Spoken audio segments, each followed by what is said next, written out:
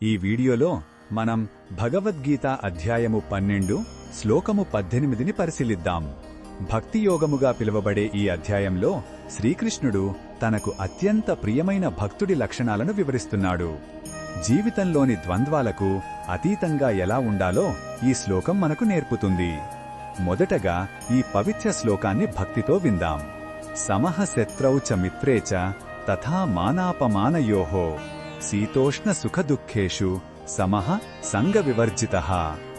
ఈ శ్లోకం అర్థమేమిటంటే, శత్రువు మిత్రుడు అనే భేదం లేకుండా గౌరవం లేదా అవమానం కలిగినప్పుడు, చలి లేదా వేడి, సుఖం లేదా దుఃఖం వంటి అన్ని పరిస్థితులలోనూ ఒకే రకమైన మానసిక స్థితితో స్థిరంగా ఉండేవాడు మరియు ఎటువంటి లౌకిక బంధాలకు ఆసక్తికి అంటనివాడు నాకు ప్రియుడు అని కృష్ణుడు చెబుతున్నాడు.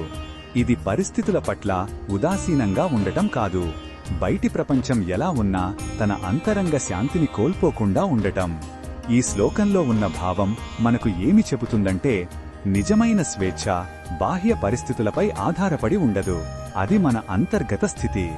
మన సంతోషాన్ని, ప్రశాంతతను ఇతరుల ప్రవర్తనకు లేదా జీవితంలోని ఒడిదుడుకులకో ముడిపెట్టనప్పుడు మనం నిజమైన స్థిరత్వాన్ని పొందుతాం.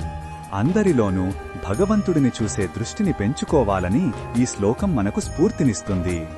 ఈ బోధనను మన దైనందిన జీవితంలో ఎలా ఉపయోగించుకోవచ్చంటే, ఎవరైనా మనల్ని పొగిడినప్పుడు పొంగిపోకుండా, విమర్శించినప్పుడు కుంగిపోకుండా మన ఆత్మవిశ్వాసాన్ని మనలోనే వెతుక్కోవాలి. కార్యాలయంలో లేదా కుటుంబంలో అభిప్రాయ భేదాలు వచ్చినప్పుడు ఎదుటివారిని శత్రువుగా కాకుండా వారి కోణాన్ని కూడా ప్రశాంతంగా అర్థం చేసుకోవడానికి ప్రయత్నించాలి. కష్టసుఖాలు జీవితంలో సహజమని, రెండూ శాశ్వతం కాదని గ్రహించి మనసును సమస్థితిలో ఉంచుకోవడానికి సాధన చెయ్యాలి. మరిన్ని భగవద్గీత శ్లోకాల అర్థాన్ని తెలుసుకోవాలంటే మా తదుపరి వీడియోలను తప్పకుండా చూడండి.